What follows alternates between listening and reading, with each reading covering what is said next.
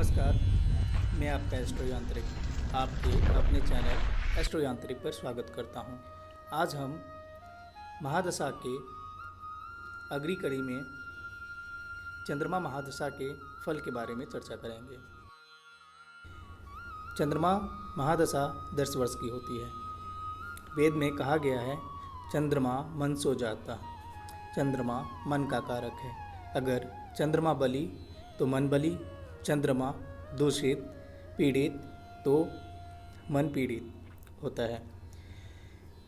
चंद्रमा उच्च का या स्वराशि का हो तथा केंद्र में, त्रिकोण में, लाभ भाव में शुभ ग्रह से युक्त व दृष्ट हो, कर्म और भाग्य के अधिपति से युक्त हो, बलवान अधिपति से युक्त हो तथा वह भाग्येश हो तो अपनी दशा में माता सुख, तालाब, बगीचा, मकान, आसन और ब्राह्मणों का सत्कार, सुंदर वस्तुओं की प्राप्ति देता है। चंद्रमा की दशा साधारणतः जातक के लिए सौभाग्य सूचक होती है। इस दशा में जातक तीर्थ यात्राएं, धार्मिक कार्यों में उसकी रुचि अधिक रहती है तथा घर में विवाह आदि मंगल कार्य भी होते हैं। राज संबंधी कार्यों में उसे सम्मान मिलता है, नौकरी में पदोन्नति होती है और समाज में अनेक प्रकार का सम्मान मिलता है। जातक राजनीति क्षेत्र में काफ़ी अपनी भूमिका रचता है। इस दशा में स्कॉलरशिप भी उसे मिलती है तथा विद्या का उच्च शिक्षण देश विदेश में प्राप्त करने का एक अच्छा योग दिलवाता है। उसके यत्नों से कार्यों में सिद्धि मिलती है, मुकदमे आदमी में जीत निश्चित होती है और धन लाभ होता है। उपनयन, विवाह, स्त्री सुख, रियल एस्टेट की प्राप्ति, फल, श्वेत वस्त्र, अलंकार, सुगंधिक पदार्थ तथा अनेक प्रकार की संपत्ति प्राप्त होती है। वैसे ही धन, पुत्र, पुत्री, सुख, भोग, ऐश्वर्य तथा उत्तम अन्न, सुंदर वाहन, छत्र, अच्छे स्थान की यात्रा, कल्याण की वृद्धि, बल वृद्धि एवं सुख की वृद्धि होती है। जमीन आदि की प्राप्ति होती है। जातक खूब शानदारी के साथ जीवन का सुख को भोगता है।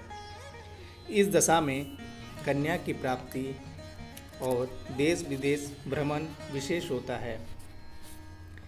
चीनी और सुगंधित पदार्थों से लाभ, दूध, दही, घी से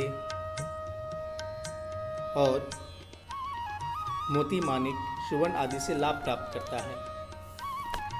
वैसे यदि चंद्रमा धन स्थान में उच्च राशि में हो तो जातक को पुत्र लाभ भी देता है। अनेक प्रकार की धन की प्राप्ति, भाग्य वृद्धि, सुख, खजाना, राजा से सम्मान, सरकार से सम्मान, विद्या आदि की प्राप्ति होती है। चंद्रमा के पूर्व भाग में फल है, भावजन फल की प्राप्ति होती है। मध्य भाग में जन्म फल की प्राप्ति हो और अंत में जिस राशि में हो उससे संबंधित फल की प्राप्ति होती है। चंद्रमा अगर 1, 5, 9, 10, 11 भाव में हो तो अच्छा फल देता है। 2, 3, 4, 12 भाव में हो तो मध्यम फल देता है। अन्य स्थान में खराब फल देता है। यदि चंद्रमा अपनी नीच राशि में हो, क्षीण हो, सूर्य से अस्त हो, वैसे चंद्रमा कभी अस्त नहीं होता है, लेकिन सूर्य से अस्त है तो सूर्य से दृष्टि अर्थात अमावस्या के आसपास जन्म हो, पाप कर्तरी में हो या पाप ग्रहों से युक्त हो या पाप ग्रहों के बीच हो, शत्रु की राशि में हो तो जातक चंद्रमा की दशा में घोर दुख पाता है। वह मानसिक चिंताओं से घिरा रहता है, घर में कलह की प्राप्ति होती है और सरदर्द से पीड़ित होते हैं। विभिन्न नीच कृत्यों द्वारा धन का अव्यय होता है। एक्सीडेंट आदि की संभावना बनी रहती है और दोस्तों में कलह प्राप्त होता है। कन्या संतति का जन्म, सुस्ती, अपयश, चित्त में अधन की प्रवृत्ति, धनहानि, अपने साथी तथा अधिकारी वर्ग से अप्रसन्नता ही मिलती है। मामा माता आदि के कारण चिंता, बीच बीच में आत्महत्या करने की तरफ प्रवृत्ति उसकी बढ़ाता है। उदासीनता, बहुत निर्बलता, असंख्य छोटे छोटे दुख इत्यादियों की बातें होती हैं।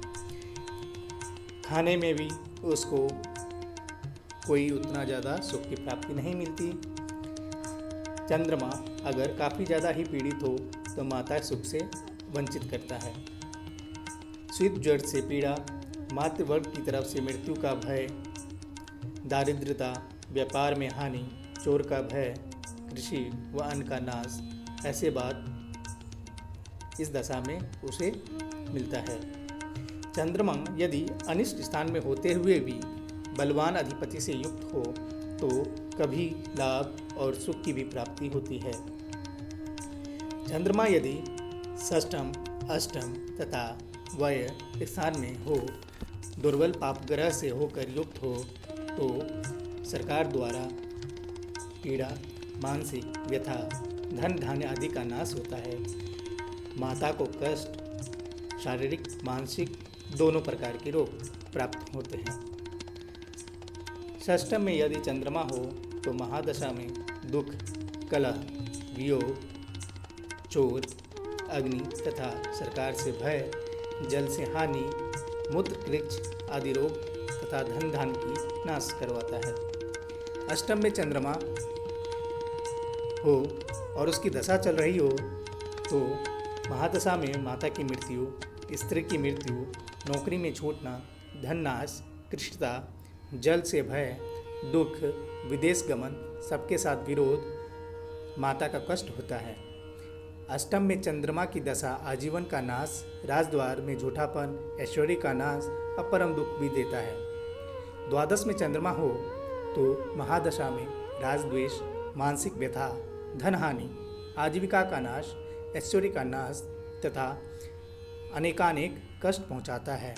बाहर के विषय में उसे वैशन में पैसा भी खर्च करवाता है। इसके साथ ही धन्यवाद। अगर आपके मन में कोई भी चिंता या कोई क्वेश्चन हो तो आप कमेंट बॉक्स में ज़रूर लिखें, मैं उसका उत्तर देने का प्रयास करूँगा।